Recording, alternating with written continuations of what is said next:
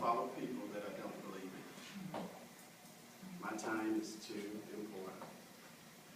On the other side of being a teacher, I taught kindergarten through high school, I taught adult school, I worked at the district office, been there, done that. I know how it works. I know where the dysfunction is. I know what needs to be done.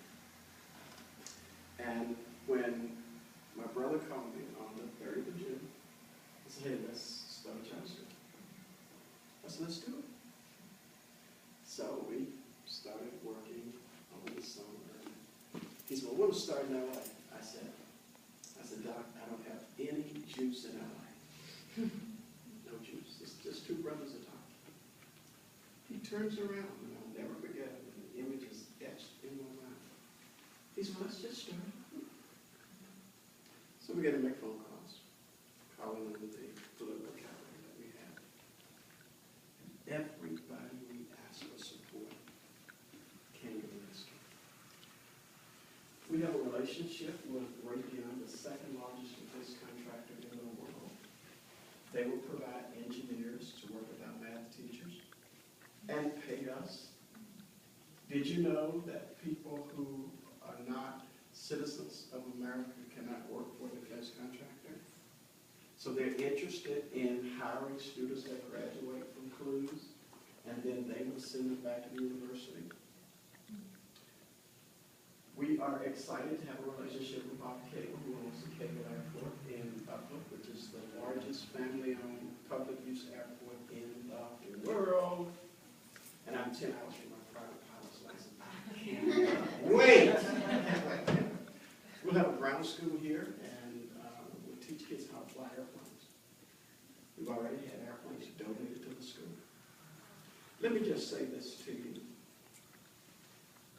David Morrow is a quintessential, first-class, top-notch individual.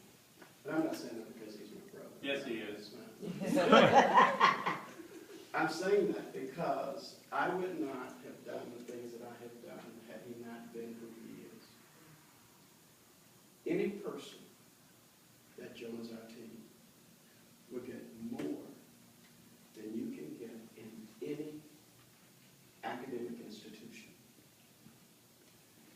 I graduated from some pretty good schools, but what we have done, what we have agreed to do for young people is second to none. We are known as change agents. We're called the Morrow brothers, and that's the way we're known. In the ivory towers and those sacred halls of the local school districts. That's because we are committed to do what we say we're going to do. Outside of education, we built successful businesses. We owned a newspaper group. We owned 3 different publications, legally adjudicated and audited. We also own the largest African-American-led business gathering in the Valley, the Celebration of Excellence Gala. Anybody heard of that? That's us, my brother and I. For the last 16 years, we've been doing that. And so we are people who believe in being first class. Can't go first class, don't go. Just stay home. Save the money till you can go first class. That is our attitude about life. We believe that young people can achieve to the heights that you set.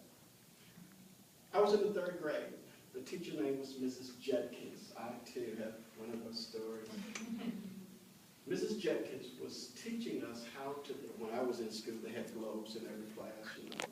We grew up in the rural, and in the 3rd grade class, Mrs. Judkins was teaching us how to measure the distance from Johannesburg to the Cape of Good Hope. As a 3rd grader, having lived in that small rural community, I said, I would never go there. So why should I learn? That's what I said. And literally, I turned my mind off. 1998, where was I? At the Cape of Good Hope. I was at the Cape of Good Hope. And in an instant, that very thought came back to me. And I began to weep. Because never did I think that I would ever be able to set foot in that place. And We believe that we can help young people to dream, to soar, and to be. But this institution is not for the faint of heart. It's not a kickback place. It's for people that actually, at their core, believe that they are changing the lives of people. So if you're a person that's really not, what we call the 110%, this is not the right place. But if you're a person that wants academic support, that want to do some things in this environment, we are building a world-class educational institution. How many of you have heard of Dr. Jeffrey Canada? Harlem Renaissance. He's going to take it one block at a time. We will have a demonstration school. The Woodward Leadership Academy will be a demonstration school. People will come from all over the world to see what we do at that site. The Center for Learning Clues will be a demonstration school where we would take kids and turn them loose to soar. One of the things that I want to encourage you to think about as you further the process, I want you to think about, my brother talked about, he made this backhanded compliment about my age. I am a proud card-carrying AARP member. I'm proud of it.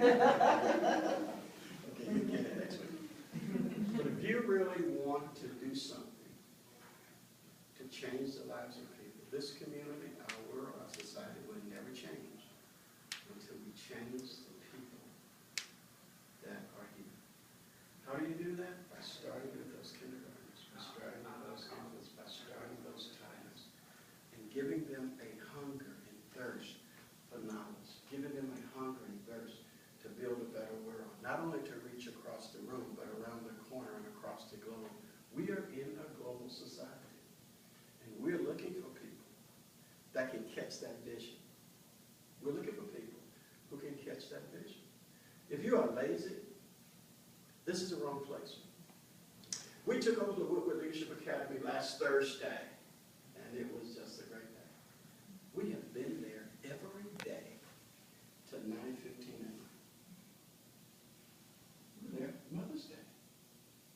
Thank God for wives and significant others that didn't mind giving up the Mother's Day.